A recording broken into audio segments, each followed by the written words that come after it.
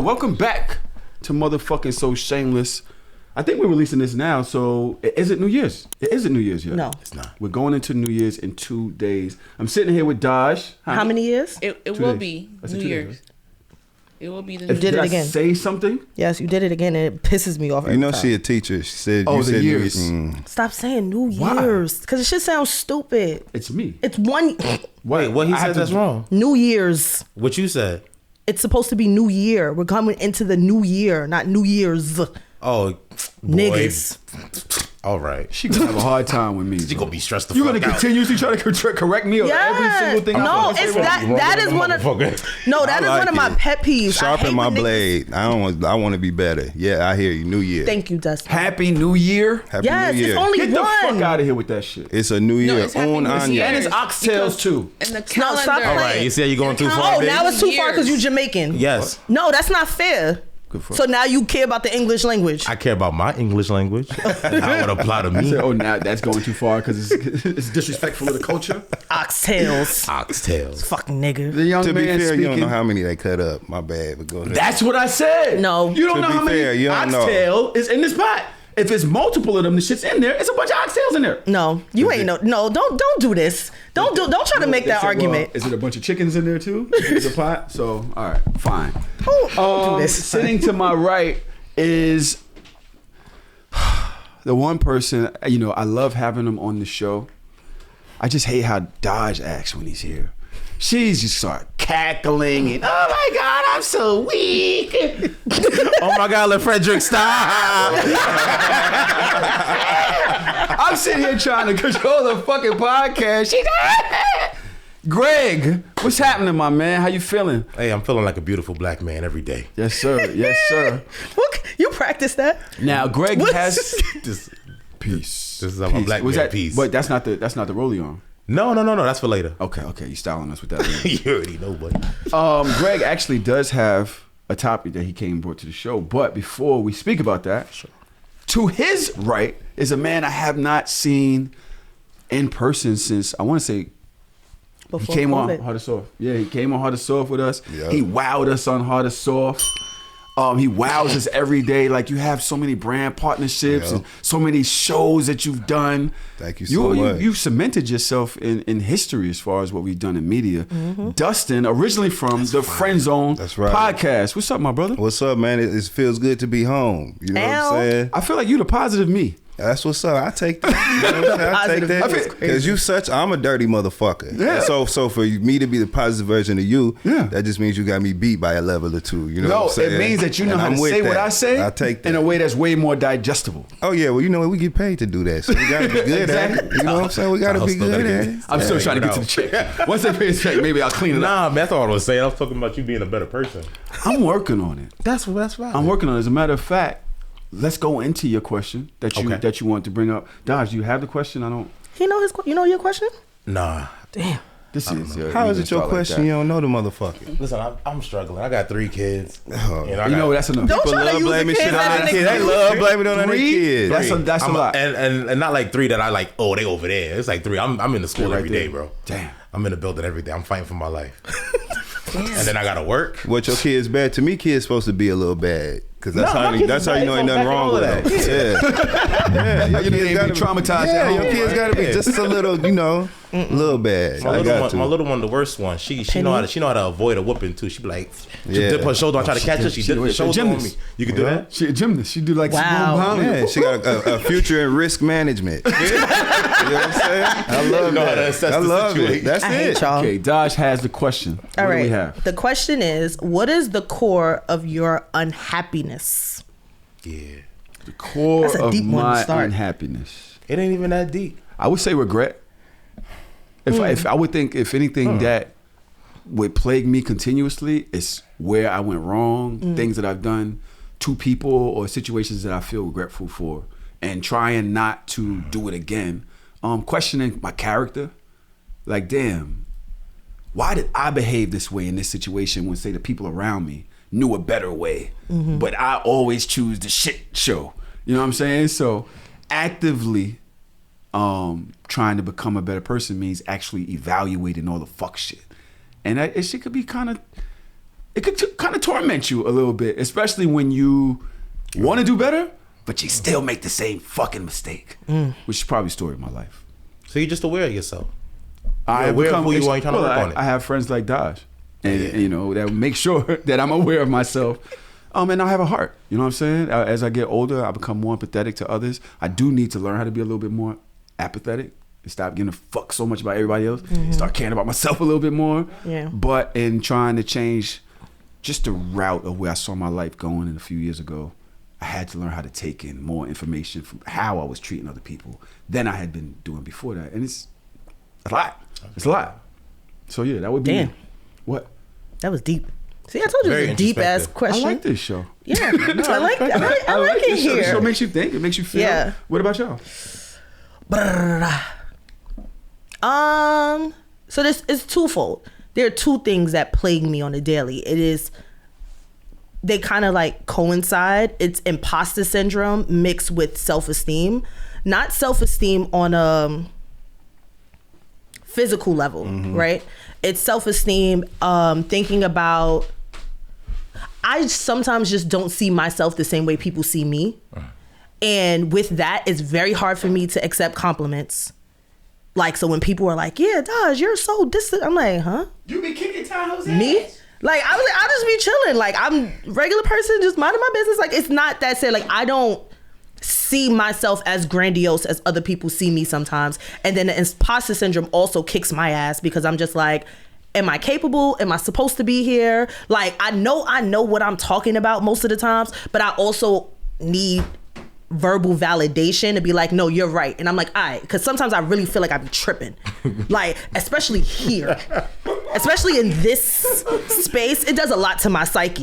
So it's just like, am I bugging? Like, am I crazy? Yo. Like, am I like the anomaly? Am I the outlier? Like, do I just always see things differently than the rest of the world? Because that's a lonely feeling. So nobody gets what the fuck I'm saying, and I constantly find myself saying, men don't if get that what you're makes saying. sense. I don't care about you. Y'all are a little stupid. I find myself constantly saying things that I think are simple, but adding, if that makes sense at the end of it, because I'm like, just in case somebody misconstrues what I'm saying, like, does this make sense to you the way I said it, or do I have to tweak it again and again and again, you know? So that's something that I would love to say I'm actively working on, but I'm not.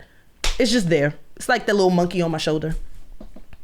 So that's mine. That's valid. Just a lot of deep. Why would you ask a question this deep in the beginning of the show, bro? This is not my fault. Literally, you. I didn't do nothing to this. Okay, so then you answer your question. What's the core of mind happiness? Don't say your kids. All right. Your wife is right there. Your wife is right there. Don't do this. You know what the core mind happiness is? The core mind happiness is learning how to be a better partner. We've been together for over a decade, and I am constantly trying to figure out how to be a better partner as of the last 5 years, because I've struggled. It does sound miserable. Yeah. It's because it goes against everything on the inside of me. Yeah, exactly. Everything on the inside of me is saying, boy, if you don't just go out there and be happy, when I could be happy by being better. And that work is a lot harder. So so there's two things I'll address as far as what I'm working on right now. One is being able to accept love in a certain kind of way. Crystal is a super lover. She want to touch you. She want to talk to you. She want to whisper. She want to talk loud. She want to feel. She want to put her foot on you. She want to do all kind of shit. She want to eat together. She want to try your shit. All kind of stuff. And it's never been a thing that I was good at. I've been a selfish kid my whole life. I was poor, so you gotta get it on your own, and you hold your shit down. So that, and coupled with parental traumas and all of that shit, right? Family traumas. Growing up Caribbean in America, that shit sucks. It's hard because I'm not able to express things that other people express so easily. So I'm working on that. And then I'm also trying to work on patience. I don't got a lot of patience. I'm not good at patience. I don't believe in patience. I'd be like, it's now or don't, and that's a hard thing it's nearly impossible. Sound like to you suffer fix. from black man syndrome. Yeah, man, it's difficult. The shit that we got to deal with, growing, we're hard. The intimacy shit, learning how to accept love, that shit that we put on each other. Yep. Like, oh, you love, like it's just not a cool thing. Like, you're not supposed to have no real emotions. You know what I'm saying? You're not really supposed to go one way or the other unless you get angry. That's cool. But you learn it with your friends. You learn that. So, but you realize how crazy it is. I can accept love from my friends. It's harder to accept love from a woman than it is from my friends. And my friends are both male and female. Though. My sisters have to do all the same shit that Chris will do, and I'll be like, all right, leave me the fuck alone. But whatever, Chris will do it. I know it's because it's from a place of love, like in love. Yeah. So it's like, yo, chill. I don't. Yo, slow down. Like, and you've been here for 10 years, and you still doing it. I swear to God, she touched me. My foot touched her foot on the futon earlier, and I said, yo. All right, man. I feel for you, bro. I was in my relationship. But wait, hold on. And then I had to consciously put my foot back to say, all right. That part. I love you. That part. With the deep side. Yeah. For a long time, I was in this relationship, and she would try to hold my hand walking down the block. And I was just like, it's so weird to me holding hands. And now we got back in, and I'm like grabbing her shit, interlocking. You know what I'm saying? Like shoulder to shoulder. I love that for her. We're like, but it's intentional. Yeah. I'm actually active, like saying, this is what I want to do. Versus, say you putting your foot out. You was like, you know what? Nah, I want that. I want her to feel that effort from me. Yep. You know what I'm saying? And it does go a long way. So, congrats to you on just recognizing that shit. Yeah. You know what I mean? I want my baby to be happy. For sure. How you feeling, my brother? You know what? I'm really happy to be here. So thank y'all for having me. Yeah. You know what I'm saying? It's good to meet you, Greg. For sure, you know what I'm saying? Mm-hmm. The question was, what's at the core of my unhappiness? You know what I'm saying? I'm doing all right. You know what I'm saying? I worked hard this year. You know what I'm saying? I tried my best. Shout out to that. I'm 41 motherfucking years old. I don't give a fuck about being mean. I don't give a fuck about being mean. So I kicked everybody out of my life that didn't mean me no good. So I'm doing all right. So to answer your question, what's at the core of my unhappiness, I probably like black MAGA Republicans. And not for their views, not even for their views, it's because they ain't got no style. You know what I'm saying? If you gonna be over there, at least look the part, the hair don't be done. Niggas and the bitch, you know what I'm saying? Like, they can't dance. You see them off beat at the rallies and shit. So that's at the bane of my, existence. How about that? At least have some motherfucking swag. At least swag it up. You got the access. Something to believe in, motherfucker. You got the access. That's all I got to say, But I will say, shout out to Candace Owens, because she got it together. Because in the beginning, she was real raggedy with it. That hair was raggedy. She looked like but the she nigga figured it out. that sing that song about we don't have to take our clothes off. I can't think of his name. So we don't have to take our clothes off. No, I'm not playing with you. 80s song. She looked just like him. No, she did. She get it together, like the slick back, be slick back it. I'm proud of her. I'm proud of her growth as a black Republican. Money. That's it. Do you respect her more, her message more, that now that she at least looks like she at least No, I'm not Hell stupid. no. No, I'm not stupid. No. Son, she's nuts to me. Yeah. She's like the Kanye without the medicine. You know what it is for me? Without I have the a need for hard medicine. line with like shit being harmful, right? Yeah. Like I give space. I think we all supposed to be exactly who and what we want to be. You know what I'm saying? So it's fine for her to have her views, especially political views. That's the core of this shit. You know what I'm saying? But once that shit crosses a line of being harmful to people, you know what I'm saying? With spewing lies and rhetoric and making people hate and have behaviors, you know what I'm saying, that are harmful towards people. That's where I draw the fucking line. Oh, come on. Okay? And the bitch don't get her hair done. All right? Now, she may have had a rap on one of them videos. You seen it. She may have took a rap down and bumped the end or two for once in her life. You know what I'm saying? But that don't equate to consistency, nor does it equate to legitimacy. Okay? Her hair don't be done. Okay? It is shredded wheat, as we know it. We've seen it. Tumbleweeds rolling across the desert floor. We have seen that from her. And that's what we know her hair to be. A helmet of sorts.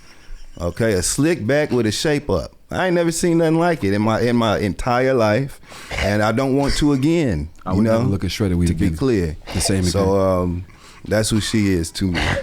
Yo, shut the fuck up. Yo, you can't do that. Sorry. You can't do that. You can't do that. You can't do that. I'm sorry. You know how I feel about it. You can't do that. Don't do that. And I know y'all all seen it. I'm the only nigga in here with glasses on. Okay, so all y'all seen it clearly. You seen that? They call it the kitchen. Right? You know how long the kitchen? it's been since I've seen That's shredded the kitchen. wheat? Yeah. Now I can't get it out of my mind. That's right. I would have thought shredded beef, pulled pork, something like that. Yeah. Nigga said shredded. Because you got to dry it the pulled out. pork and shredded beef, it got some juice to it. That's right. It got some. A little juice. Yeah, that's right. All right, That's right. No, I'm not doing this. No. Sweat.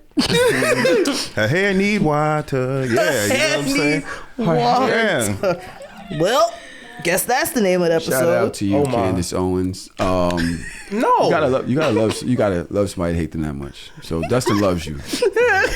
Candace, Dustin loves you. Any? Do y'all believe in resolutions? Have y'all thought anything like that? Like, yo, next year, this is what I'm really going to try to pour into. No, I could have started today. I don't believe in starting at a starting point. I believe in starting when you start. Ain't that the point? I don't because starting points That's have the an point end of the start. That's the starting point. Yeah, but I feel like New starting year, points have not an New end point. Year's. See what I'm saying? Okay. You doing all right? Daj, you have anything? We spoke about this last week. Oh, did we? Yeah, Okay, well, so this Dust, week. do you believe in resolutions? And if so, Yeah, man, motherfuckers got to do better. You know what I'm saying? So if that looks like you feeling like January 1st is your fresh start, then start fresh. But on they always January end 1st. on January 31st. That's their business. You know what I'm saying? We talk about the start. You know what I mean? And sometimes you got to just stay there and be present in the moment. So if you want to try to be a better person, you know, than you were yesterday, you know, you can do that on January 1st. And you got the time of your life on December 31st. I love the idea personally. You know what? To Greg's point, only because last week, these episodes is coming out not in order. Yeah. So don't even. Don't hold me to no time. Don't right, just not too much. In a previous conversation. In a No, but it did come out. previously, This one came out this week. The one you're about that we released, it came out this It's week. out. Nicole I don't comes out know next what's week. happening. Okay, In another conversation. right? Previously on, I was about to say some shit. I was talking about next year being really intentional about my fiscal responsibility and planning, and actually like meticulously doing things. Greg is a maven when it comes to finances, and I remember a couple of years ago he made me a financial spreadsheet called Dodgers Broke-ish, and I used to follow that. And then, you know, money got a little bit different, and then I started wilding. But now I'm getting back on it. Yeah. So I said in January that I was going to be really intentional about that because I have big things coming up in the next 2 years. But to Greg's point, instead of waiting until January 1st, we started it yesterday. That's dope. So me and Drew started yesterday. So we have like this whole 4-tab spreadsheet and pay bills this morning and calculated and put everything in. And I bought like acrylic dry erase boards for the fridge and have our whole month planned out. Like, so to your point, like start when you start. But for me, it's something that I didn't do this year, so it's still my projection for next year, but I just started when I started. I think that's smart. And further to your point, that's a great idea. You Yeah. know what I'm saying? And you ease into the habit. Right, because it's a lot Yeah. to do overnight. You just wake up and you want to change habits. They be Like, like, nah, I oh, got 5 days a week in the gym starting on January 2nd. Y'all Yeah. gonna be January 6th, you're gonna be tired. I'm still going to be drunk on the first. There you go. Hello, I'm gonna be jumped to about the second midday. And So- then do it that night. I saw So my this. Yeah, I gotta go back to work. I saw this one resolution Oh. on Twitter. You guys know I still be looking at tweets a lot, and I realized first of all, people on Twitter, y'all are nuts. Like Batshit crazy people. when I see the people that say, "Yo, I wish that this internet would just shut down," like I really think that should be a thing for a minute. People need to get back to understanding their own thoughts and really like getting away from like the influence of people that don't have shit going on for themselves, but to tweet some shit that's gonna go crazy. People be believing this shit. But and we're gonna get into something in a second, but I do want Greg, you being a financial, you said maven of sorts. Of sorts. I saw a box filled with $5 bills, Oh. and the Hustlers Anonymous. message attached to it was that their friend told them that anytime they broke a 20 or broke 100, to put $5 into the box, leave it there to the end of the year, and come back and count to see what's in it. I said that sounds really dope, except for the fact that I'm broke. Exactly. So what the fuck do I do when I need $5? Do I go get $20? Because I got a bunch of 5s in this box. What happens when I need 15? Do I go get another 20? Put 5 in the box and take the 15? What is this? Is this a good method You to can't save? save when you poor. You cannot save when you. Yeah, it's impossible. When you I'm not calling you That's poor. why I'm Let's broke. just start there. I'm not calling you poor. Let me start this by saying everything that I say is with love. Let's just start there. Okay. You can't save when you poor. You got bills that's beating your ass. You got to pay your bills. You're going to need $5. It's going to kill you to have to get up, waste gas to go get $20 out the ATM, to come back home, look for a parking spot, and then get your $5 after you changed it out at the corner store. It's stupid. What do you have? I think that I used to do something like this, similar, back when I was waitressing, because that's when it made sense, right? Because I'm coming home with a bunch of cash. In 2023, I probably have $2 American in my wallet. I got debit cards and credit cards and all. Right. Like, how does this work? And tap to my. Like, what the fuck am I doing? Where am I getting $5 from to even put in a box? I think the issue falls back to discipline, right? On some real shit, people have become less and less disciplined. You absolutely can follow this idea, even though you broke, because you can do it with quarters. You know what I'm saying? Just to make sure that you're putting some shit up, no matter what it is. No, anything you saved is a surplus at that point. It doesn't have to be something that makes you feel like you made a big dent. You did something, right? Further to your point, you got to have the discipline to get your ass up in this digital day and age. And go to and get the cash if that's what you want to do. If you commit to the idea of doing it, it's not about the convenience of it. You know what I'm saying? It's about strengthening that muscle of discipline. You know what I'm saying? By committing yourself to it and doing it. I think that that's my problem in life, because I pay for my convenience. Me too. I don't want to do nothing that is inconvenient to me. Like, tap to pay was the best thing in the world. Like, I lost my debit card for 3.5 weeks and didn't even know. I didn't know what the shit was. Yeah. Like, it's also a good way to spend money you don't have, because you don't you even also think about gotta it. know Because what it's you have. accessible. It's boom. You ain't got to go look at your balance. You ain't got to go do nothing. You just press the face ID. that's irresponsibility on a different level, because I know what's in there. Call it Tahoe TV. Right. I know what's in that hole. Like, I'm never going to go wild out that much. But the fact of the matter is, like, I think that is an effective way for somebody that really wants to do it, to Dustin's point. But that's not an effective way of saving for me. That wouldn't work for me in my household. Well, that's where you are now, but we all start from somewhere. Right. And I think that's what it is. It's like, I remember a time when it was just put all your change into The water bucket. Yeah. And then at some point I said, I don't want no copper with my silver. So I started making a penny jar, and then I had my silver jar, and then I started putting dollars in it. And so it kind of showed where my money was, you know, my bank account was looking a little better because I had a little bit more to save. But to Dustin's point, at some point, just putting the change over there and not going to get that adds up. It definitely adds up, and I agree with that. Yeah. But that's not my issue. My issue is that if you have $20,000 in bills and you make $15,000, then putting a quarter or $5 or a nickel away, you're going to have to take it back at some point to pay your bills. Exactly. Now, when we started this show today, let's get to some fun. Right. Okay. Stop calling people poor. 25 minutes in, we ain't laughing. It's the end of the fucking I've been year. dying. Might Me be the too. end of the fucking I've been- year. I didn't want to laugh at poverty. Shit, me. I've been cracking. One thing that has been a On the continuous fucking problem on this internet, back and forth, is men versus women. Oh, I love this conversation. One fucking thing or another, right? I saw a post today, and I posted it on my Instagram. I'm gonna read it to y'all right now. I don't do this. The ladies, You sure you want to read it, or you want Daj to read it? do you even like your shorty if you're willing to go 50-50? I saw that, and I was like, okay, I could. But then the lady said, does she even like you if she's willing to let you pay for everything without contributing or reciprocating? They said that she's a pick-me for that. Do y'all agree? Hell no. Of course, Greg say no. No. I believe in people. I believe in people getting money.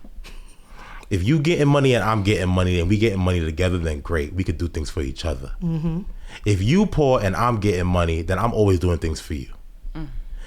A lot of people don't want to admit that they poor, and by people I mean women. There's a lot of poor women out there in these streets, and they're struggling financially.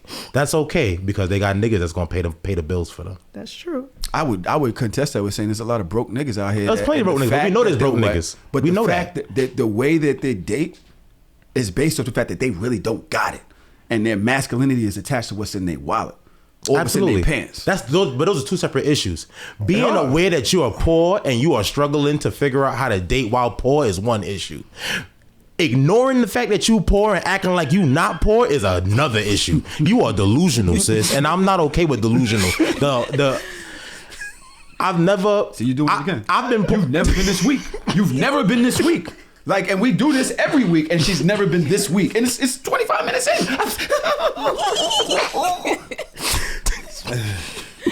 He's crack a joke. He did all the joke. No, but this shit is funny because I know my brother. So I don't want to say that I don't like poor people because I'm poor. I've been poor. And poor was hard. So I always have sympathy for poor people. But I don't like liars. Don't lie to me. You poor, you hungry, you starving, bitch. Don't tell me that you not. I can see it. The nigga had a video earlier today. He was recording himself in the car driving. It was dangerous as shit. And he said, I got this. Hold on, wait a minute. I'm gonna go to that.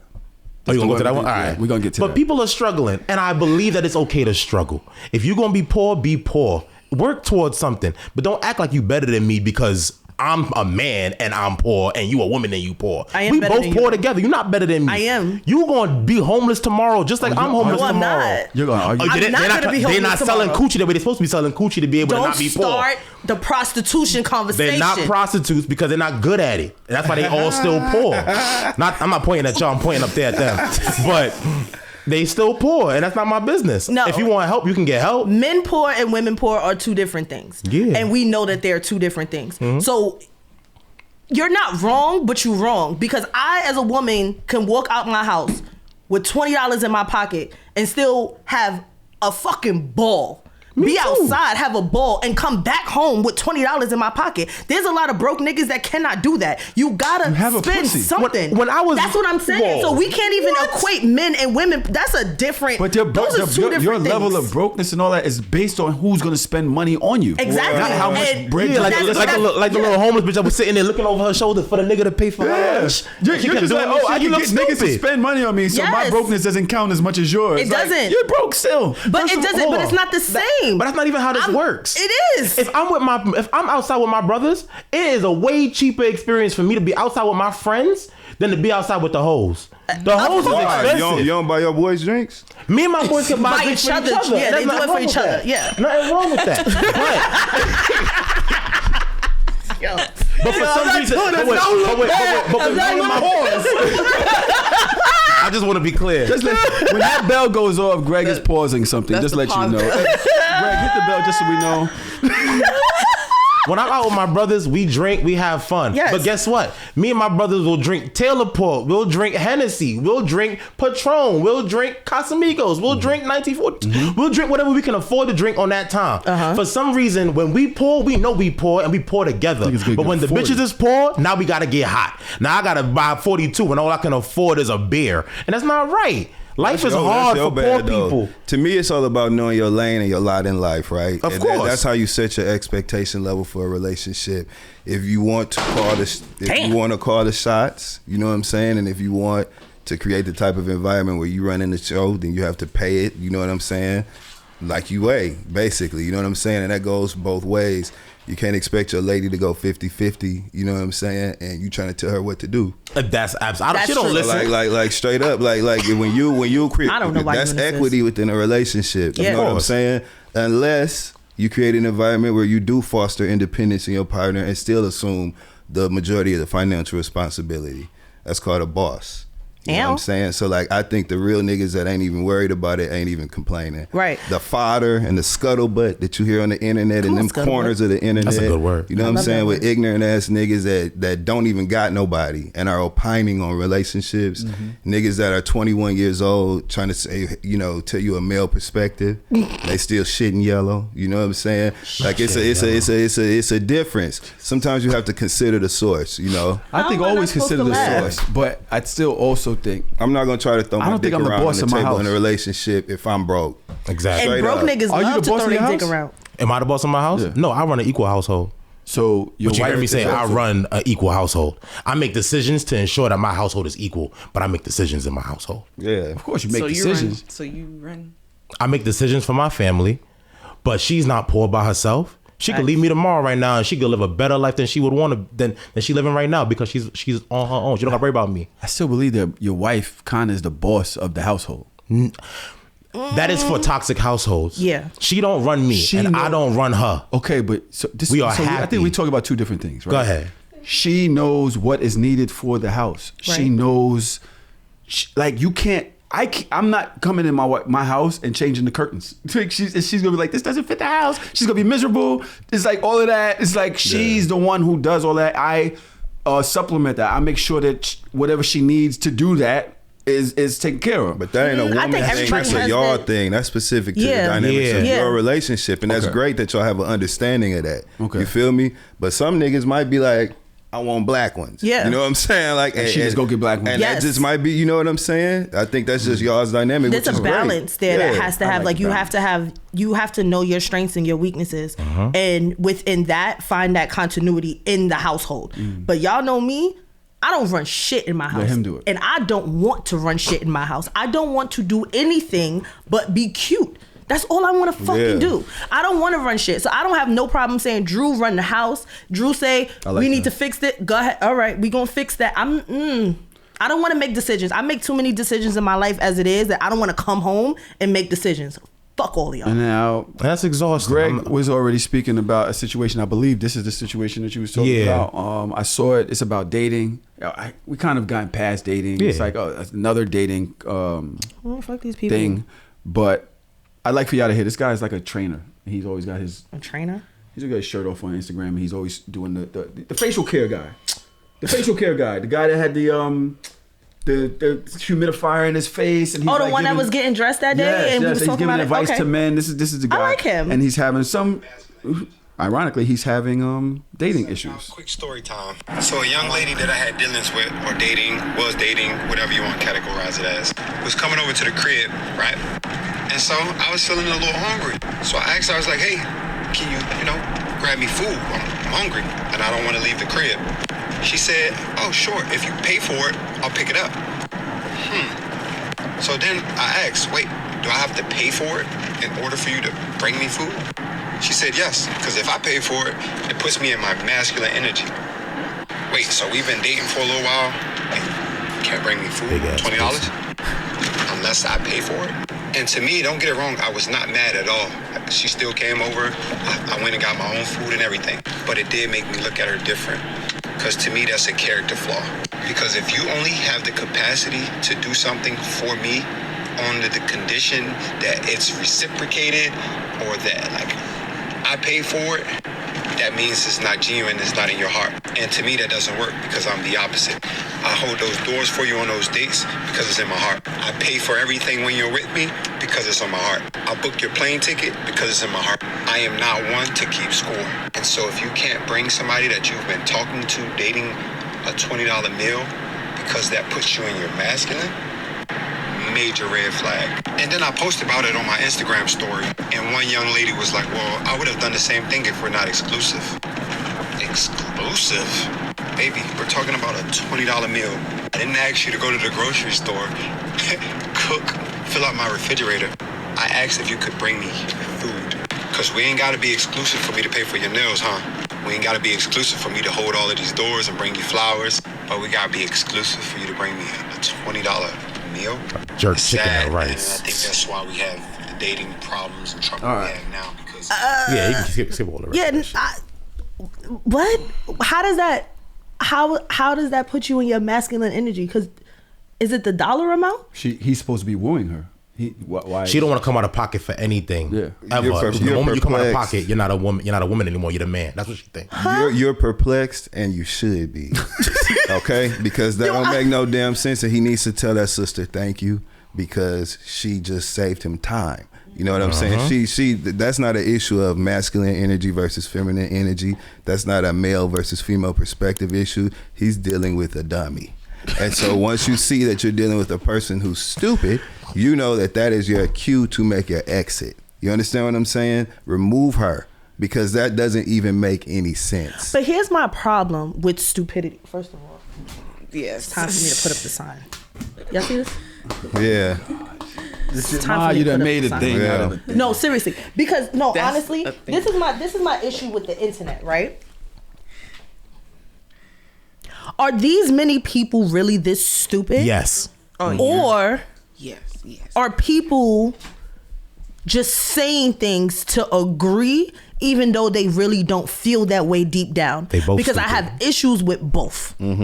Because you have that, and then you'll have girls in the comments like, yeah, she's right. Like he said, somebody said, oh yeah, I get that. Because where do y'all get this information from? Each other. Who raised you niggas? They mamas. Where are the matriarchs and patriarchs of your family? Still because I've single and never poor. heard no shit like this in my fucking life. And it's all around. And then like, for me, being an educator, being around the youth, and raising children, I am terrified. Yeah. Because if my kids ever come home and say something that I'm right on the forehead, are you stupid? Yeah. Who raised you like this? $20 fucking dollars? You can't get that nigga a fucking burger from Burger King or something. He just want food. That's it. You're not supposed to feed people that you care about. I would do that shit for anybody. I have a question for you then. Have you, in dating, before you got a man, or just, you know, even just you got, you would pay for dinner? Yes. You would, you know, the internet was like, that's insane. I have done that before. For a woman to even act like, you know, because a lot of times women would be like, no, I got it this time. You know, we always go out. And normally I'd be like, nah. Right. Come on. I got it. Don't worry about it. I'm taking you out. We're going to have a good time. You know, I appreciate the effort. But you ain't got to do that. You know what I'm saying? Yeah, my but first they date like, yo, with I'm Drew. not even acting like I'm doing that. Nah, that shit is But whack. the they be single. As fuck. And the they be stupid. So they are not worth nothing to me, and personally. It's a lack of mature. I didn't mean to cut you off. Yeah, Go ahead, bro. Oh, my bad. I thought you was done. I love black people. My ass gonna be like, no, go ahead. Nah, it's just at the core, their unhappiness is that they are poor, they are unhelpful, and they are useless. They're not useful as stay-at-home moms. They don't be useful as working women because they don't got no jobs. They're not useful for just being a little funky good time. They're useless. A lot of them are useless, and it's because they're not being taught the skills they need to be successful humans, let alone successful women. Their mothers be struggling. For whatever reason they struggling, their aunties are struggling, their grandma was struggling. Everybody was unsuccessful in their bloodline. They got bad blood. Their blood is a little fucked up. And it's not my fault that you are struggling in the way that you're struggling. Why is he doing that? They could just drag their entire lineage. But they drug it through the dirt because that's why it's dirty blood. BC. Go ahead, Dust. What I'll say is, right, I think that if you're dealing with a person who attaches their ego or they get some sort of validation out of not, you know, giving you a $20 gift of food, then that is reflective of who they are, where they are, like in their development. You know what I'm saying? Yes. If you're willing to emotional- attach yeah. your ego or your value in this situation to something transactional like that, it's pretty telling to me. And that's not something that would be indicative of like a potential partner. You know what I'm saying? Yeah. So that is you got to know you got to look for the signs to go. Know when to hold them, know when to I've fold had them. that issue. You have to get and on it was down. slight. I'm gonna keep it real with you. It was slight, but I realized Shorty wouldn't pull up unless I came and got her or sent the Uber. And I was like, all right, this is cool. I understand. I'm wooing. You know, I'm wooing. But now we've been out a lot. We done fucked a lot. She would be like, all right, I'm ready. I'm like, all right. Now she lived 35, 40 minutes away. You set a standard. That's where you fucked up. I was like, dude, I think that's what you do as a, you know, when you're showing That's up as also a the man. problem. You're really Not talking today. about I'll make entitlement. sure Yeah. that you get home safe. I'm gonna make sure that, you know what I'm saying, I got you, whatever. But every once in a while, No. You did it 15 times straight. You fucked up. Yep. You gotta How many- alternate this shit. Maybe the first 2 times I got you. Maybe tops. 3rd time you gotta do it on your own. 4th, 5th, 6th time I got you. 7th time do it on your own. 8, 9, 10, 11 I got you. 12, bitch, you better bring your ass here. do you agree with me? You agree with this? Because I feel like as a man, I just want to make sure that somebody's daughter gets home. I'm fucking all in the According face to the and all that. according to the women on the internet, I come from a long line of men. The men in my family take the lead. You know what I'm Yeah. saying? By taking the lead, that means that they, you know, create a respectful environment for their wives, baby That's what I'm mamas, all saying. that shit, and they boss up. So I don't think that it's a slight for me Don't listen to to provide, you know what I'm saying, transportation Right. or whatever. I think where you're expressing, you know, a disconnect is a sense of entitlement, right? It was like when it becomes I'm not, that's what I'm supposed to do just because type shit. That's a turnoff for anybody. Yeah. You know what I'm saying? Like, That's the point. But I think entitlement comes with setting a precedence. Like, you don't, it's very interesting. So they say in dating, if you want somebody to be able to buy you certain things, you should buy it yourself first, so that they understand, like, you set a precedent. This is what I'm used to. These are the places that I'm used to going. These are the things that I'm used to having. And then you meet me there if you're dating and you're wooing me. If you set a precedent that I'm going to come and get you and pick you up and drop you off and pay for it every single time, that entitlement, it's not really entitlement. It's like, this is what you showed me that you do. So if I'm continuously expecting this from you, I'm not necessarily wrong, which is why I think I agree more with Greg's perspective on this, because you have to, you got to break things up. Like, how do you, as a man, you got to show up today by yourself? Like, how do you do? No, meet me somewhere. Let's go somewhere together. Act like you'll pay for your own Uber, and if I'm continuing the process, I'll be like, no, I got it. Don't worry, I'm sending you the Uber. Don't worry about it. Like, just act like it. No, break it up. I think that's where the problem is, right? And I actually agree with you 100%. So now you agree with 65. 100 for you.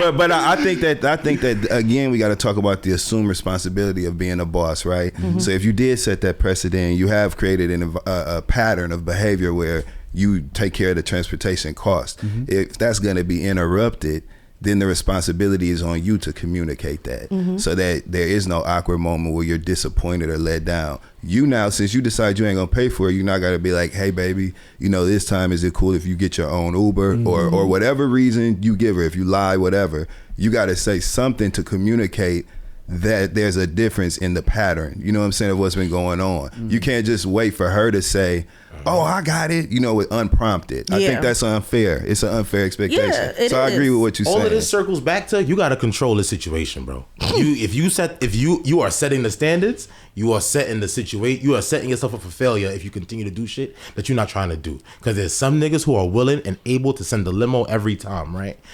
And some niggas is not trying to do that.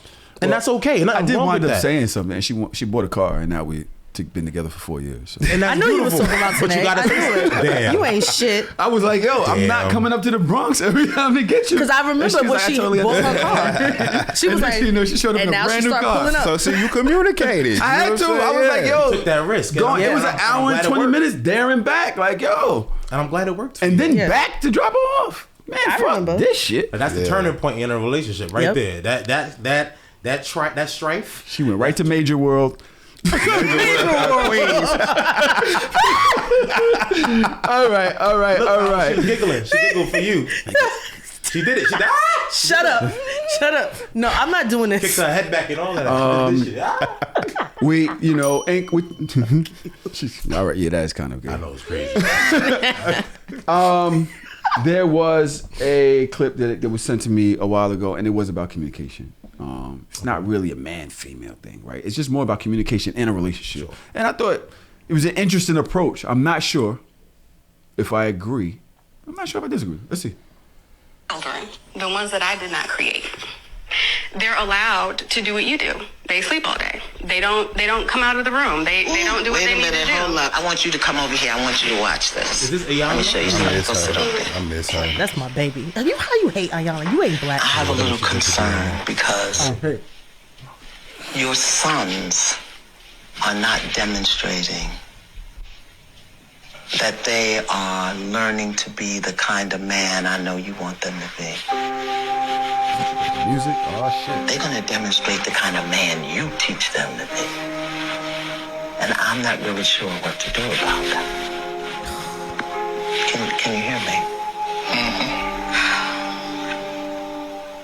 That's how you do that. The woman has to talk to her man to get him to move the way she needs him to move. You're not going to get nothing with that. For children, the ones that I did not create. Do y'all understand the message there? I get the message. Yeah. I get the message. The message is in the delivery. Oh, okay. But she was basically like, yo, your kids sleep how you sleep. They eat what you eat. They getting big, whatever it may be. And she was like, whoa. That's not how you talk to him. That's not how you get him to do what you want. And then said that the woman and the way she approaches him will lead the situation, but the is not going to get her anywhere. And Daj is breathing heavily. Byron. And Melly is actually over there shaking her head. Melly, you got something to say? Go ahead. She gave the floor back to Daj. She's not wrong. I just don't like the message. I don't like the message of not being able to talk to my partner like an adult. To have to mince words and coddle and change tone and rub back and just to get the same exact message across. That bothers me. Like, there is a time and a place for it, and I'm totally okay with that. Like, I understand, like, if my man is hurt, if his feelings is hurt, if he's feeling down, I'm gonna talk to you a certain way. But if we're talking about things about this household, about these kids and trying to get these kids effective, I don't have to say, hey, baby, I know that sometimes it's difficult for us to communicate, but I don't like when like, come on, yo, your kids are in bed way too late. They are sleeping the day away. There are things that need to be done and can be done around this house. You cannot sleep in this house past 9 o'clock. That's how I was raised. That's the way it should be. Get up, do something, find something to do. Go out and play your game, read a book, but you cannot stay in the bed all day. That is not an effective way for a child to spend their time. It is not an optimum situation for them to spend their time. They need to find something to do that is better than just being in the bed or being in a room all day.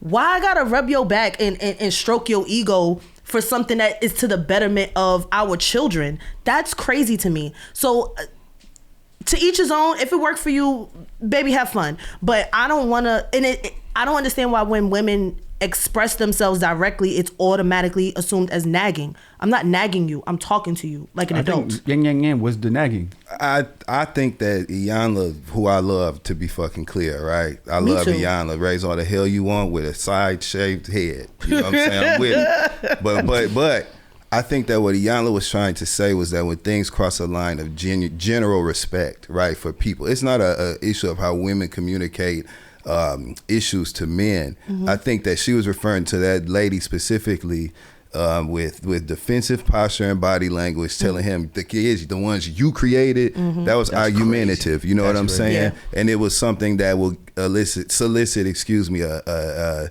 negative reaction or response from any damn body. I think that goes both ways. I think that men shouldn't assume to be the winner of an argument per se, or the ultimate authority on everything as well. If y'all having a conversation and you're coming to a compromise, that's what you're doing. It's not an issue of just because you say that it's right. In the same breath, I don't think it's an issue of just because a woman became emotional in her expression, you know what I'm saying, to another man. I don't think that always equates to what she said. I don't think it's always that. Mm-hmm. I think that there's a way to effectively communicate, and you're a human being. You're allowed to emote. Mm-hmm. You're allowed to be upset about something. You're allowed to raise the pitch of your voice. You're allowed to do all of that shit, as long as it doesn't cross a general line of fucking respect. You know what I'm saying? So I'm with you. Greg, what you got? A lot of people don't have the ability or the words to communicate properly because, again, they stupid. I don't like to come back to, I think like a lot of the issues in this world come back down to two things: education and money. Right? People be dumb and they're not able to communicate their emotions the correct way. Mm-hmm. I completely agree with you on, your voice is going to raise depending on the pitch of your voice, and the tenor in your voice may change based on how you feel on the inside. I get it. It's okay to be upset. The problem is that people don't have the words they need in order to say how they feel, so they're just screaming at you. Yeah. And that's where I translate the yin, yin, yin, yin, yin. Mm-hmm. If you yin, yin, yin, yin, yin in my ears because you're not able to say what you're really trying to say, then sis, you might need to go read a book or something and figure out how to communicate what you're trying to communicate to me. I like that. I think I agree on one end. I disagree on the other. I'm kind of split because you want to be yelled at. No, I think that once a person, depending on the atmosphere, once a person has said things time and time again, or said it in a way that was like a coax or just a suggestion or a reminder, it then becomes, it can reach that level, and then you're like, don't talk to me that way. But it's like, yo, I've been trying to speak to you this entire time. The fact that you're not paying me no mind is disrespectful. It's almost making it seem like you don't give a fuck what I'm talking about. And we have shared responsibilities. What you're not doing, somebody's doing. Most times that somebody is me. I'm the one caring when you're not, when you're not paying attention. So I do understand that. But I also feel on the other end, there's a way to get your message across at all times. Even when I'm all the way right and you're all the way wrong, there's still, and we were speaking about this before the show, there's still a way that I know that there's a place that I'm trying to get with this conversation. Period. And I believe that's what overall Ayanda was trying to say. Effective communication, there's a pathway to that. There's a way that works and there's a way that doesn't work. Absolutely. Yes. Period. You know what I'm saying? And I oftentimes, as a man, I find myself having to manage the way I'm, you know what I'm saying? In order to get, I date niggas. So what the fuck you think? Don't you dare hit the bell for it. I'm not. You almost the hit bell ain't over here. You know you hitting a bell that says ring for sex. If I turn this My to man. I just want you to know that. You know what I'm saying? Before you get ready to ring the bell on me, I want you to understand what you've been doing. You've been doing this. I just want you to know that. And then we just move forward. You know what I'm saying? In your but think about that when it comes to communication, establishing dominance in decision making, you know, all of that kind of shit. And things have the potential even more to go left. You understand what I'm saying? So communication between partners, it crosses a line of whether it's women, men, whatever. You know what I'm saying? Like communication is that much more important to make progress. It could go crazy. Yeah. I would even double down here and say that as a man, not even as a man, as the leader of your home, it is your responsibility to control the temperament of your home. Absolutely. Right. And that's something, again, that requires patience. It requires education. It requires some skill. Patience is real. It requires the ability to say, I know who my person is and I know what they respond to. I know what they don't respond to. Right? If your girl responds to you being stern with her, then stern is what you need to be. But if your girl only responds to you being gentle with them, like, hey, baby, real quick, can you do me a favor? Can you, when you get a chance, can you go clean the bathroom for me? Like, things like that. If that's what is required of you, then you have to do it. And we're not perfect. I'm never going to hold anybody to being perfect. Yeah. You're going to mess up. You're going to yell one day. Come back from that. And the next one. I think it's also important in effective communication. This is something I say all the time that Tahoe don't normally agree with me. He don't believe me, but I'm dead ass. When I don't argue, first of all, because I'm not going to do it.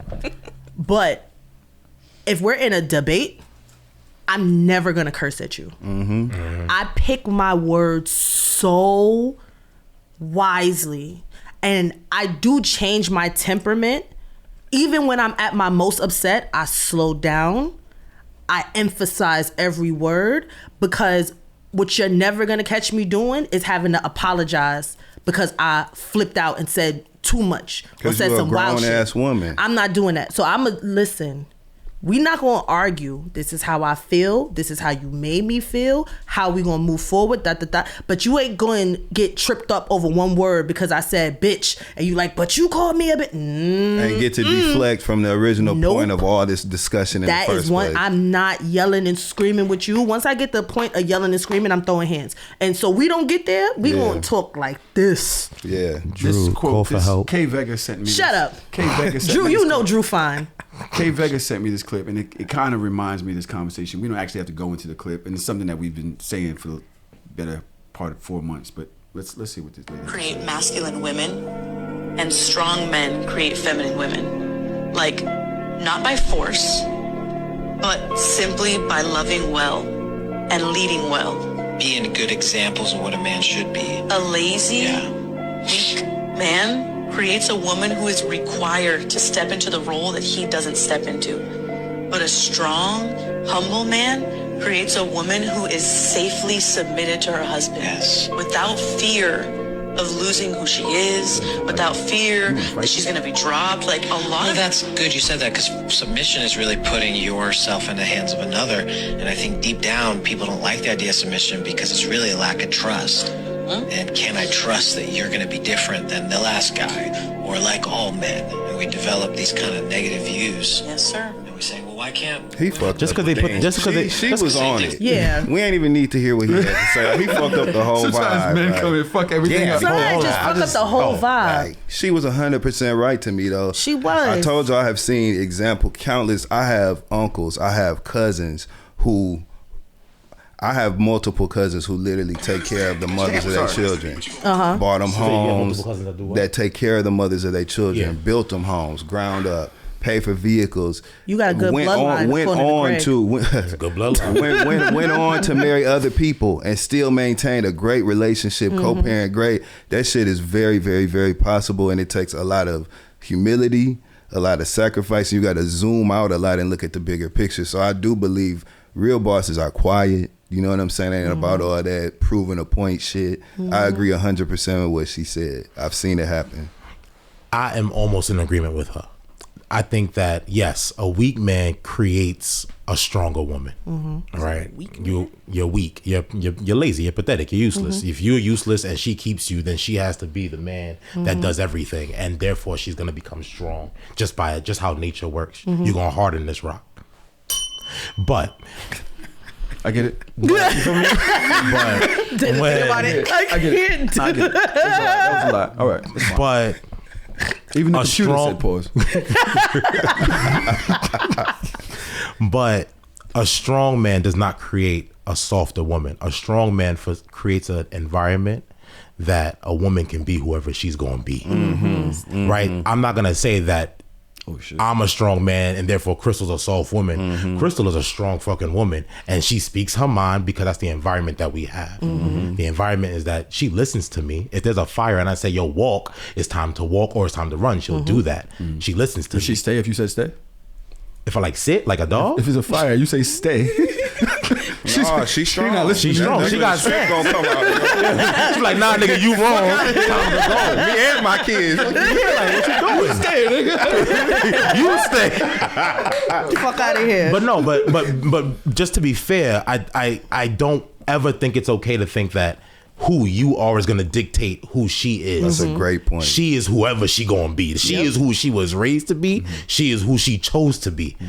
I'm just here to make sure that you get to feel comfortable being who you are. I love that. Hell This yeah. goddamn communication convo. I could have went a couple different ways. Yeah. We had the ahead of the sexuals guy. That's it. Oh, I saw that shit. Yeah. Oh my God. That was serious? Wait, what? We'll just play I'm this so for comic confused. relief. But when we're talking about I'm women, not supposed to see this. and how they, that's how I'll stupid play it next. is. But I thought of a better route, like, because that was that a nuts. skit, bro? I'm just. I thought it was a skit. No, It had to be. Please I'm just let playing it be a skit, which I'm sick of that too. But please let it be a Ahead of skit, the because there's no way. There's no way, bro. Daj is confused, so I'm gonna just play it. I don't know if I want to know. Daj. Not the way that the room just reacted. You gotta be real with me. It hit different when you gotta be real with me. What's so fake about being a homosexual? It's not fake. That's not fake. I'm just saying you gotta be real. Adam, if you're a homosexual, you gotta tell me, like, why? J-Man. Because if you my friend, bro, you just gonna be real, fo. You ain't, first of all, me being friends with Remo, I would assume you what's the opposite of homosexual? Heterosexual. I would assume his ass is a homosexual. It hit different. So if he was not a homosexual, you gotta say heterosexual. A heterosexual. So if he was a heterosexuals, bro, I'm gonna assume that you a heterosexuals and bro a heterosexuals too. I'm already a heterosexuals. Way ahead. So I'm assuming everybody who hangs with me is ahead of the sexuals, bro. If you're not ahead of these sexuals, then No. He's joking. You gotta be joking. No, I'm not gonna throw your phone. I'm not gonna throw your phone. These sexuals. I'm not gonna throw your phone. I'm not gonna throw your phone. I'm not gonna throw your phone. Let me tell you something right now. I want to hear what you have to say. Son, yo, I'm getting so mad. Like, I'm getting mad. This is real. I'm getting mad. It's real because a lot of niggas don't know how to read. Stupid. Hold on. Go ahead. I gotta get it together. Take your time, sis. Take your time. Take your time, sis. Why y'all dumb? Because like, they can't why learn. y'all don't? Why are we continuously in our community? Because I don't give a fuck about nobody else's community. Allowing people to get to the peak of adulthood, stupid as fuck, and then you put them in front of these mics. In front of mics. Why would you? What are y'all trying to do? Like, are y'all really trying to implode our community? Yes. Do y'all really want us just to be out here looking crazy? Because I don't understand. And then when we say put value in education, when we say education starts at home, when we say y'all niggas need to be reading, when I tell y'all, I put out a whole fucking thread because y'all was on my ass because I kept saying that all of y'all parents were stupid, so I told y'all how to help y'all kids. You can't make your kid read if you don't read. They're going to mimic what they see in the household. Y'all need to, as adults, everybody pick up a book. It's too late for some. No, it's never too late to learn. So we're not going to throw that out there. Y'all gotta stop. It's not funny and it's not cute. And on top of that, you got a nigga talking about I'm ahead of the sexuals that's sleeping with bitches, might have children, and then when they kid come in my class and I say that y'all kid can't fucking read, everybody like, oh, Daj, that's not nice. Help. You gotta help the kids. Work more. Work extra. How I'ma work extra when your daddy said head of the sexuals? When they told you twice it was heterosexual. The fact that you didn't know the opposite of homo was hetero. It's so many different things that's going on right now. How am I supposed to fix that? How do we fix that? You're supposed to recognize it as what it is, which is a red flag to go to pivot. Right? Like, to me, you don't run into that stupidity. You get the hell away from it. So when you hear a person saying something that dumb, when you see where they were on No Jumper, which is notoriously, ignorant as fuck. So think about all of that. That means that it immediately takes away the legitimacy of the conversation. To me, it's not even worth our conversation beyond saying how stupid it was. But it is. Right, you know what I'm saying? But here's the thing, it is worth our conversation. And I'm going to tell you why it's worth our conversation, because we cannot continuously ignore the fact that these people really exist. I don't be around people like that. We would never. We ain't around people like that right now. Look at everybody in this room. But that's not, I'm going to tell you the part about that's not fair, because, and this is why I said, and we've had this conversation in our group chat, how we should start a school and our kids should just be around our kids and other kids that are like our kids, because you can do so much. But once you put your kid in a public environment, that kid might be in proximity to my kid. They're not going to be in the same class, because there ain't no fucking way.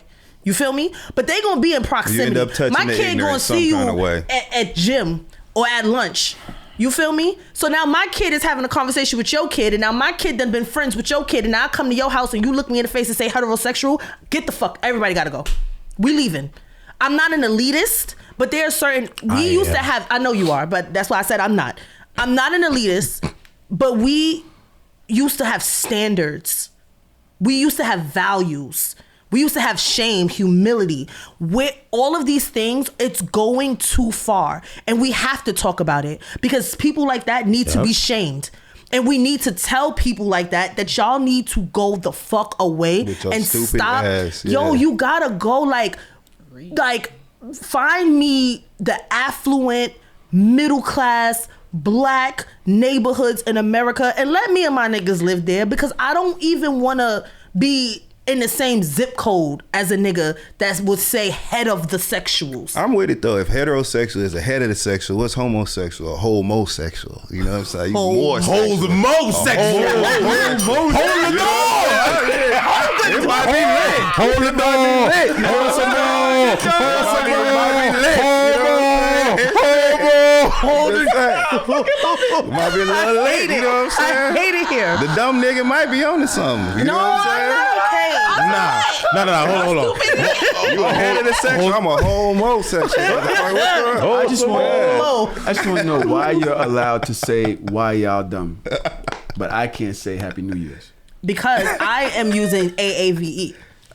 So am I. No, you're not. You use an American fucked up vernacular. That's a different issue. Why does she get to put it under some other shit? Why are y'all dumb? Why are you leaving it out? But I'm using, but I'm speaking in our colloquialism. Like I'm speaking in slang, not even broken English. It's kind of like slang. I will take slang. But you're saying with your chest, like it's grammatically correct. Happy New Year's. I know what the fuck I said. But what America says it that way. Right. So why the fuck you care? But America says it that way. It's not. Yeah, you learn because you say it for your whole entire life. She's saying they all saying it wrong. That's what she's saying. We are saying it. So give a fuck. We've adopted it. The same way we say conversate. No, God. Conversate. Yeah, it's part. That's what we've been saying. It's wrong, but we've been saying it. Put it under AAV or whatever the fuck you want to do. No, I'm not doing that. Why not? Why did you get to choose what's in there? No, because it's important to correct things that I know that you don't know is wrong. You don't think I know? It's like they just no. I'm I not don't think talking people know about that conversate is a wrong thing. I don't think people know mad that. people don't know that conversate is not a real Biggie said word. it, so it's the right thing. Biggie said a lot of things that we don't agree Biggie with. ain't finished school. All right, I know where you're going. Don't do that. Don't do that. Exactly. I'm not doing that. I'm just here. We speak about this. I'm just here to relax.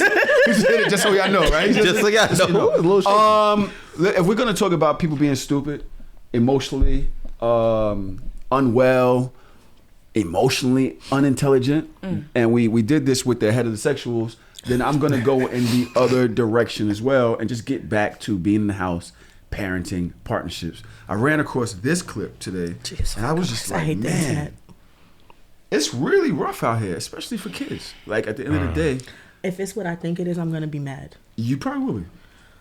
Because I don't see you wanting to stand You say by respect goes both ways. It's like if you act like that's what you're gonna be caught. No, that's not what I was thinking about. you can't just keep. I say, yeah, she wanna. Let's just put out here. Now you playing crazy. She's talking to her daughter, by the way. Sometimes I be like, what the you who finna keep saying, hey Kaylee, just calm down. No, bitch, what the wrong with you? What's wrong with you? Yo think you wrong. That's how the I talk to her. That's the truth. That's why she talked back to you like that. Now that I'm finally on this show, it's like I really get to realize how she acts. And it's like she's not even giving me a scenario of why. That's heartbreaking. This is heartbreaking. You gotta turn this off. I can't watch that. I'm gonna start crying. I'm gonna tell you why I'm gonna start crying. Because I'm gonna tell you what's the problem here.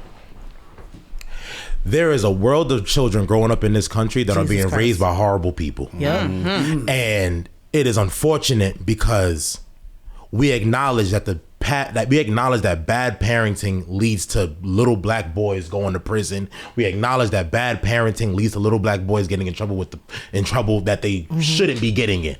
We acknowledge a lot of issues that happen amongst black boys, but not the girls. Yep. And there are millions of black women who grew up with mothers like her, and they may not even recognize the trauma that they've experienced and how that's impacting who they are today. That is why some of them believe that they're strong. You're not strong, you're a survivor. Yep. And these are two different things.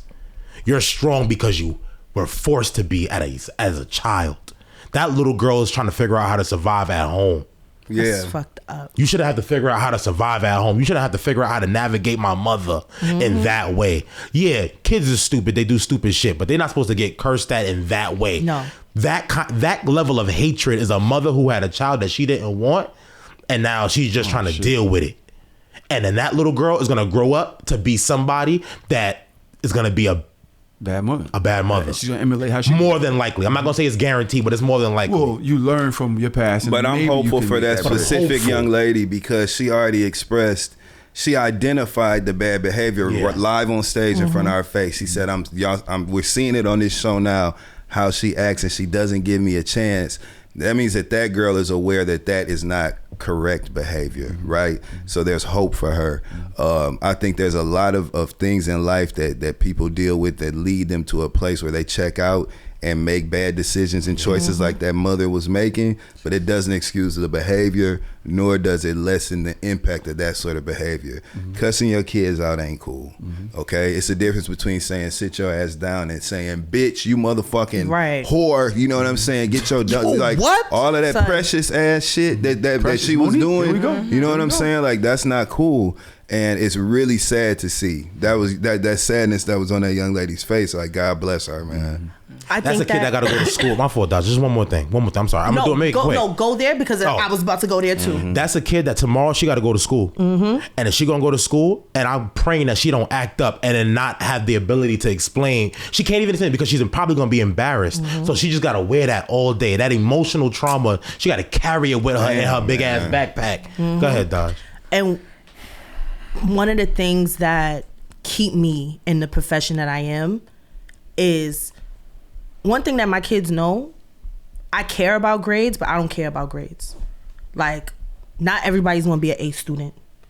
I want you to try your best with the curriculum that I have to give you, but I show love to my kids. You're an incredible teacher. Because I have kids that go through shit like this and they come to me first thing in the morning. Like, in my classroom, I have the pink chair. I have a pink acrylic chair right next to my desk. And my kids know if you having a moment, or if I could look in their eyes and see they had a fucked up morning transition just from house to here, go sit in the pink chair. And they know that if it's a kid in the pink chair, nobody goes over there because we about to have a one-on-one. I've had kids come to me like, my mother just cursed me out this morning and I didn't even do anything. Or, you know, I was supposed to wash the dishes and I forgot and she busted up in my room. And it's like, these are the things that I have to navigate through and give them space to be human. You cannot teach a child that is hungry. So I keep snacks in my classroom. I got like it looked like a grocery store back there. You cannot teach a child that is emotionally closed off. You cannot effectively teach a child that is going through traumas at home. So you have to navigate that. As an educator, I navigate that every single day.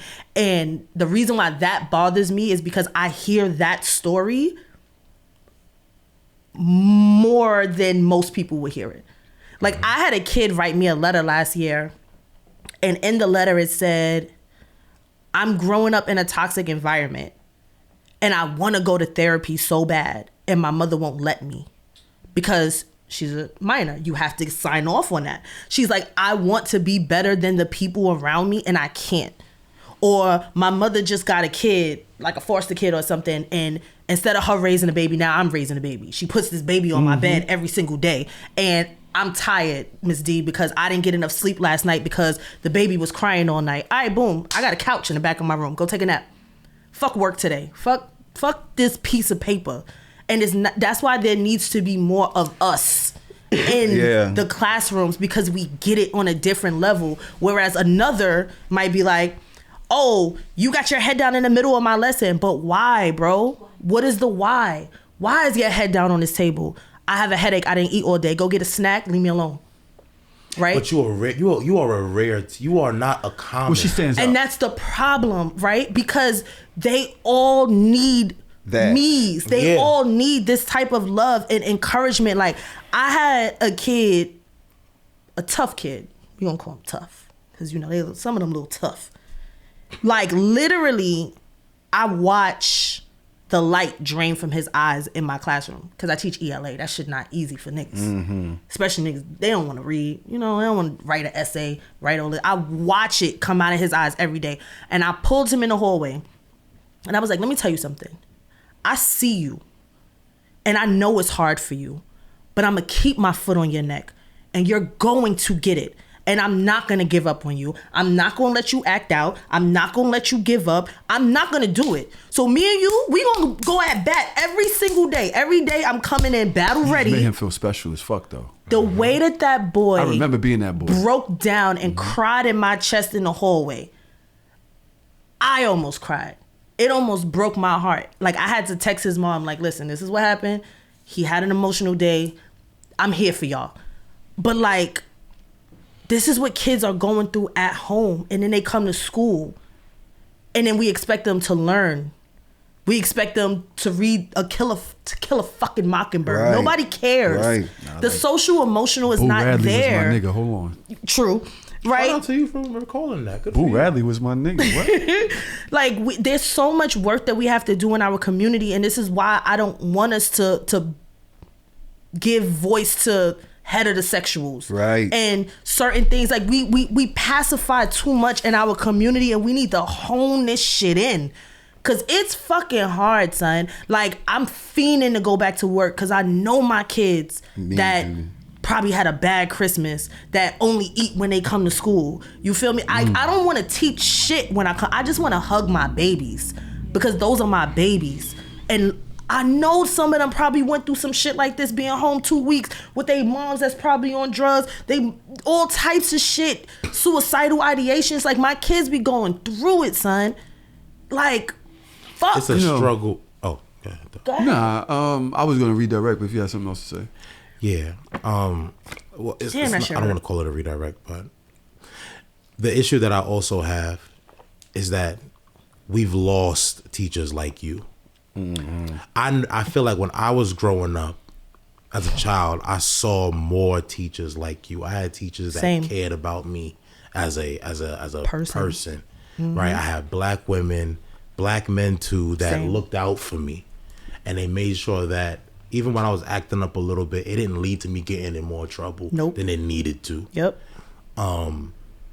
This is always my issue when the teacher-parent debates come up on the timeline, because the same way that there are bad parents like her, there are bad teachers. Absolutely. And the same way that these kids are fighting at home, they're fighting their teachers at school because they're struggling to be heard.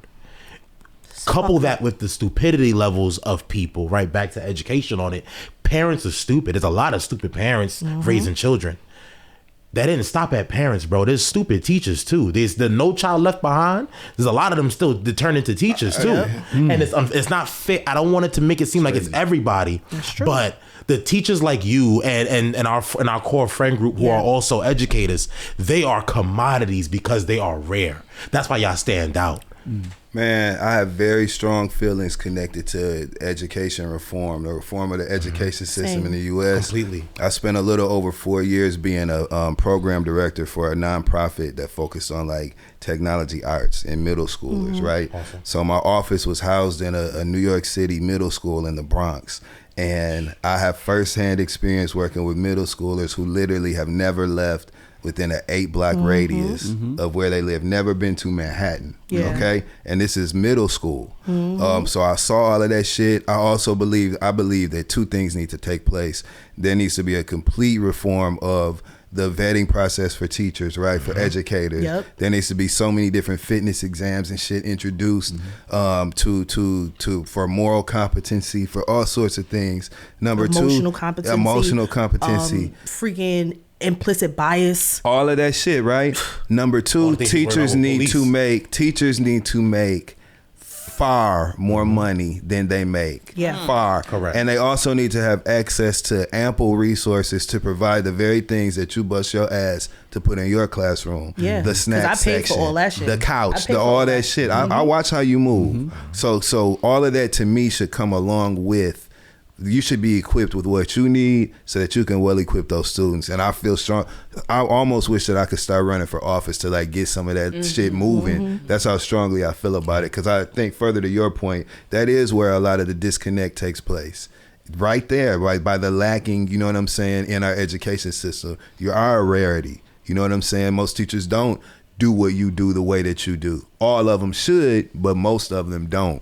And that's a huge part of the problem. And I think my another issue that I'm having or I'm battling with myself is my own career growth. And I know that I'm not going to be the teacher that's been teaching for 30 years. My cap was always 10. I'm at 8. I'm already looking to out to the next thing. One, because of the monetary, like I'm a little bit too, you know, like I didn't reach my glass ceiling. Like there ain't no shame in that. Like, but also I'm also thinking about the well-being of the kids that are never gonna experience me in that setting, and it gives me pause, even though I know I gotta move. Like, you know what's crazy? If you look at it like this, right? Everybody's concerned about the kids that can't read today. There's so many kids. They can't read. They can't read a clock. They can't read a book. Jess Hilarious can't read. I know she can't read. I can hear. You seen her on the Breakfast Club talk. What is this? I hate this word. Is it Ahmed or Ahmed? What? 4 letters. One of the most phonetically spelled words in the English language. Ahmed. And she couldn't read. Yeah. Yo. And I love the Breakfast Club. Much love to everybody on there. But that was shocking to me that on such a large stage, you know what I'm saying? On such a large stage. That was a glaring display of like think about it. You're reading to an audience of how many people? Millions. Yeah. And the word the word that was challenging was amid. So I'm just saying, you know what I'm saying? That reflects. And then she gonna have a child. She has a son. Yes. I don't keep it with just hilarious. All right, let's. But all right, let me. I ain't saying she a bad mom. I ain't saying she a bad mom at all. All I'm saying is she showed that there's a problem with reading comprehension. Yes. Okay. That's what that is indicative of. So. And I'm not here to jump on the who's to blame issue, right? There's people. There's blame to go all around. Motherfucking. No, I'm just. There's blame to go all around. But what my fear is that we're gonna be worried about the blame instead of worrying about fixing the issue. Yeah. Because right now you got a bunch of 13-year-olds in the world that can't read. 13. They can't read. They can't do nothing. They can't write. They can't read. They can't tell time. Those kids are gonna have to grow up and do something. They're gonna grow up to be teachers. They're gonna fill a spot. They're gonna fill a spot somewhere. The standards are gonna have to come down so that they can come in. So we're gonna have to deal with a lot of those people, and I don't want for our children to become the parents. And now the conversation is, who's the problem here? Is it the parents or the teachers? Because again, we just saw that all of the 13-year-olds can't read, and they all going up into the pipeline, and we're trying to figure out where y'all gonna fall out. Child. Now, I wasn't expecting for that convo to go that long. I'm glad it did. I said pipeline. My fault. Nah, you not dead ass. Dead ass. No, you dead ass. Pipeline fallout. I'm not doing that. I'm not trying to find a way where dick fits into that. Hit the button. What I will say, that's it. Come on, man. Trying to find a way where dick fits into that. Drums and cymbals. I had to. I hate it here. You know,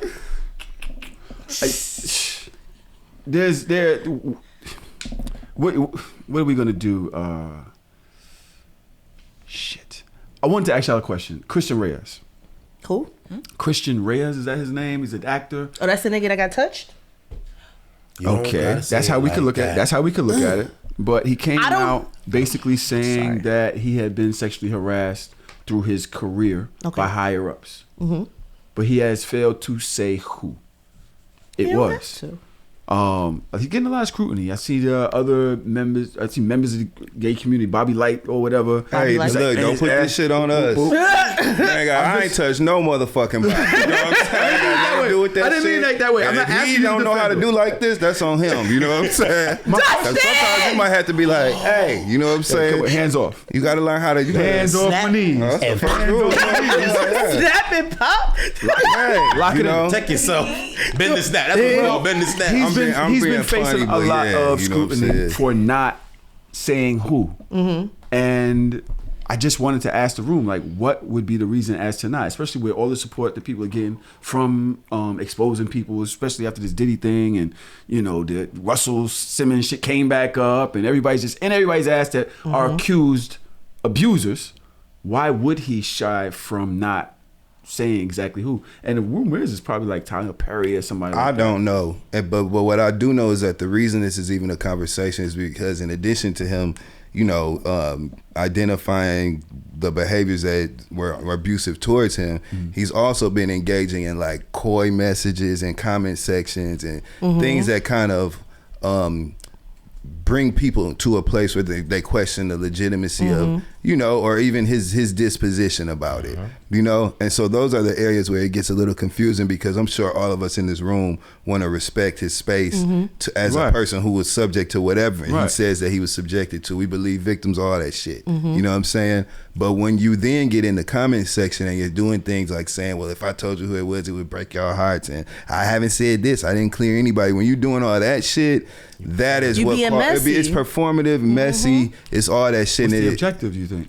I don't know. I have no idea. You don't want to do that, right? I literally don't know. I have no idea. He's waiting for a payout. And so why bring it up until you got your money? That was stupid. Why are you even talking to us if that's the case? Like, what are we supposed to do with that? Like, supposed to leave it alone and reserve your judgment until something happens. That's all you can do. I don't even listen. I didn't even watch the video. Y'all, you know, I'm very selective about the things that I allow in my. You probably liked it and kept scrolling. Yeah, and I do that shit too. I just be seeing shit. I read it and then keep moving. Right. I didn't see the video. I don't know what the man said, but what I do know is this. A lot of people on social media, if we're going back to the entitlement conversation, they feel like they're entitled to knowing more than they are. So it's like you say something and everybody's like, well, now you have to tell us. And it's like, I don't really gotta do shit. I'm just giving, you know, my little antidote. You know, I'm telling your little what? Antidote. Your antidote? Yes. You got poisoned? What? Anecdote. You mean an anecdote? That's what I said. You said antidote. I didn't say antidote. Run the tape back. You said anecdote. Run the tape back. I heard the C. You heard it, right? I heard the Thank C. you. Don't play with me. I heard Don't the do C. me. Don't do me. Greg, I said anecdote. You heard it too. All right. I'm doing my... Fuck you. You're a little further away. That's why that seems a little hook around for you. Like,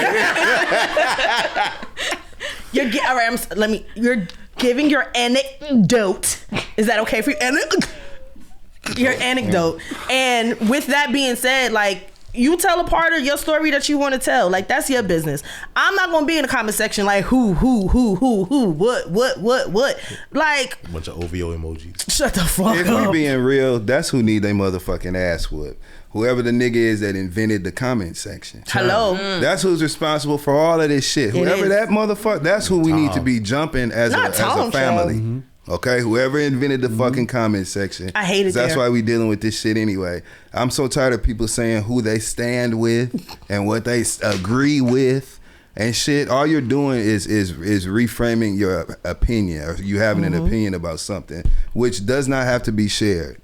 We get paid to share ours. You know what I'm saying? Everybody else does not. It's a different thing. Y'all shut the fuck up. Shut the fuck up. Or have conversations in your house like everybody else does. You know what I'm saying? What happened to the group chat? Why niggas like? And this is another thing.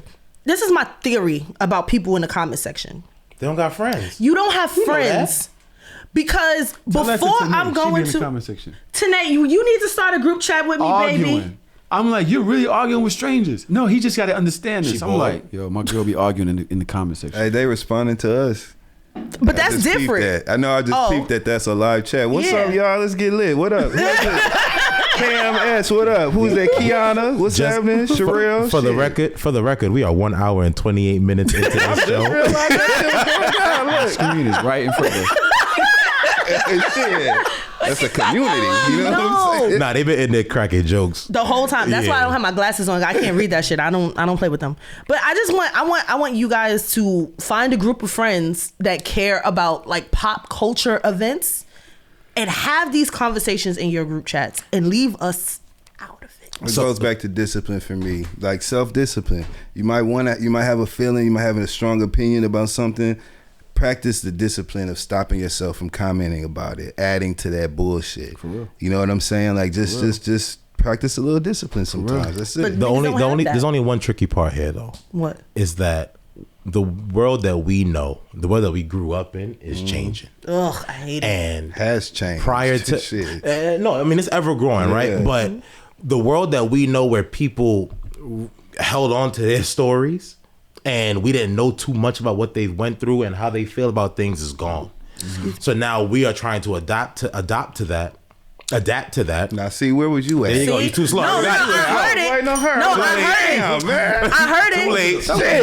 Shit. No, it wasn't a pause. It was a fuck you, and that's what you get. Honestly, I'm not particularly good at reading. Start arguing about vowels. I was like, come on. I try to figure out words as I go along. So I'm trying to find them. Gregory, why you lie like this? It's not getting better, bro. Why it's you not lie getting like better. this? I'm trying to figure it out. Do you adapt to something or do you adapt to something? I'm trying to figure it out. Which one is it? I gotta use the word in a sentence. I gotta say it out loud in my head. You didn't know the difference between adopt and adapt. I did know the difference. I had to figure out which one I was looking for at that moment. I had to figure out which one I was looking for. People are stupid. Can we bring that back? I just want to be very clear. You can call me whatever you want. Just don't call me Paul. There we go. You nigga said, nigga. I knew it. I already knew that's what's coming. Get that NYU degree back. Listen, we are at halfway through this show, which means we are almost going to part 2. Part 1 was great. You guys did a great job. There is a story that was released by Van Lathan. And it was just more so, I was going back into the bad parenting thing, and then we kind of got distracted a little bit. Sure. But I'm just going to play this on the end. Fuck them bad parents. Come on. I'm going to play it. If anybody feels the need to comment on it, fine. If not, we'll just exit. Okay? I don't know what that means. I love it. It's like ready. Thing that exists, particularly in the South. Maybe it's some guys that are just making stuff up to make themselves seem more virile, or like they got more chicks or whatever. But you'll talk to somebody, different people, and you'll ask them, like, when was the first time you started like having sex or whatever. And they'll be like, I'm not gonna lie, bro, like 9 and 10 years old, there used to be this girl that would come over and like watch us. And then I've heard this before. And then like I would, like, that was the first woman that either gave me head or the first time I had sex. Molestation. You hear that at like 14, 15, and you like, oh, okay, well, damn, like 9, 10, you was getting it off? Like, yeah, bro. And then you get to one age and you go, fam, you were molested. Right. I wasn't molested. I was liking that. I was getting head, bro. I was doing this, man. Like I was enjoying it, bro. She let me do this and she let me do that. She was like one of my mama friends, or she was one of my mama friend's daughters that we went to church with, bro. She was like 17, 18, whatever. I'm like, yeah, but you were molested. Nah, man. One of my mama friends taught me how to French kiss, or like, yeah. The story keeps getting worse, more molesty as it goes, because I don't know if you know that your masculine energy doesn't free you from being assaulted or molested. Right. Like you were molested. Correct. Niggas don't be liking the meanings of words. I realize that. You also don't like being made that vulnerable, coming off like you got taken advantage of. But you like, did. Oh shit. It's just a fact. It's an irrefutable fact. Yeah. And it's also the reason why we don't take seriously sexual assault on boys, because of the way that their egos and their masculinity tries to frame the assault. It sounds different. It's like, oh, it's okay. No, it's not fucking okay. Like, none of that is okay. And also a reason why you have to be very cognizant of who's around your children. And I don't give a fuck what y'all say. Y'all tried to roast me on this show a couple of months back. There's cameras everywhere in my house. Correct. There's cameras everywhere in my house. I don't give a fuck. No, we didn't have a problem with that. We had a problem with you saying that you want to put a camera in your baby daddy's. If my kid is there, I should be able to have access. I don't give a fuck. She wants a camera in that room. I do. I think it's a conversation. That's a conversation, but you don't just demand. It wasn't a demand, but I think that is necessary. It is safe. I don't have a camera in your bedroom. I want a camera in my child's bedroom where my child is sleeping. So if I wake up in the middle of the night, 1 o'clock in the morning, and I decide I want to look in on my child, I can do that. I don't give a fuck where they at. Nothing should be happening in that child's room that I shouldn't be able to see. Thank you. At any It point. should be a non-issue. I agree. But this is also an age issue, right? My child is 15. I don't need to be watching my child. But I also have cameras all over my home. And that's because I need to be able to. My kids lie, so I need to be able to find the truth. You're the one that takes this. I told you that's how you know they all right. Yeah, my kids be lying to me, but separate from that, they kids. I'm not arguing with them. Parker lied about some shit yesterday. She ain't know I was watching the camera. Yeah. I was like, you pissed in your drawers and you changed them. Go get your ass in the shower. She was like, I peed, but the pee was outside of the panty. Shut up. Get in the shower. Yep. I watched you change your drawers at 12 o'clock randomly because I was up. So I was looking at the camera because I was like, mommy, something said. Kids be figuring that shit out. Kids be figuring that shit the fuck out, son. This is the way I'm gonna get caught. Let me change these. That way she exactly. That's what you thought. They smart, but they dumb. But now she know. Now she gonna be changing away from the camera. She can't. Cause that camera is in a direct the whole room. It's fuck out of here. There's cameras everywhere. Shit me. Go ahead, Greg. Sorry. No. It's no problem. It's no problem. You said it wasn't unreasonable. Oh, what, unreasonable for the cameras? Yeah. Because, I also feel like as a man, just for your own safety, as a man, specifically talking to men, I feel like as a man, for your own safety, you should have cameras everywhere. Mm-hmm. You should have cameras in your home. You have a camera in your car. Mm-hmm. You should have a camera on you should have your phone out when you're ready. Yep. Like anything happening to you, because one, you either need an alibi, you're gonna need somebody to testify. I agree. 100%. You have to explain something to somebody at some point, and it's up to you to determine whether or not you want to use this footage.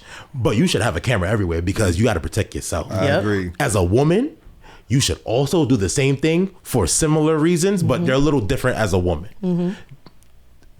Anybody who has a problem with the request as a parent for the camera for my child in this day and age, when everything's already being recorded, it's just we're arguing over Skittles at this point. I see. So the thing is this, right? I don't have a problem with it. I think I have a problem with being made to do it. But so that's a control thing. Yeah, so they made it a control thing. I made it a safety. You said that your child would not go over there if there was not a camera in your baby daddy's house where you could see what's happening in the child's room. Yes, and that now becomes problematic. If this is something which y'all work out because y'all have good communication and y'all understand the need for it as co-parents, then fine. But you telling me that I must or I won't be able to see my child in that home is a problem. Are you talking about when you have a partner? Are you talking about this other parent has a partner? No, we're not even talking about. No. We're not even talking about something possibly happening to the child. Because that's what I'm worried about. That's what that was part of it. But it wasn't like somebody in the house might do something. It was just general. I should be able to see what's going on in my child's room at your house. Yeah.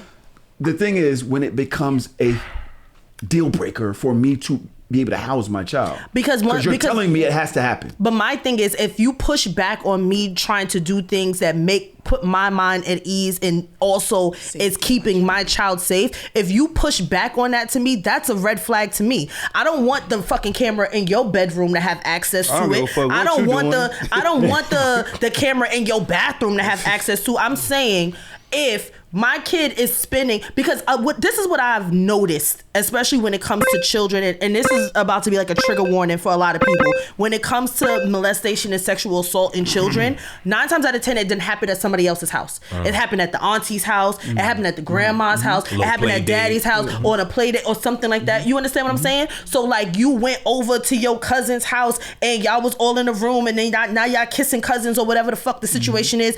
If I'm saying that, if I have shared custody with somebody, with another parent, and my kid is over at this other house constantly and has their own room in this other house especially, I want to be able to see where my kid is laying their head at. And there's nothing wrong with that. Because it be fucking uncles and aunts and stepdaddies that will sneak up in a baby's room in the middle of the night and do some shit. Yep. So why is it, if you give me pushback on saying that I don't give a fuck if it's in your house. It's the room that my baby is sleeping in. I need to be able to see that. And if you push back on that, it's fuck you. Number one, that's your kid too.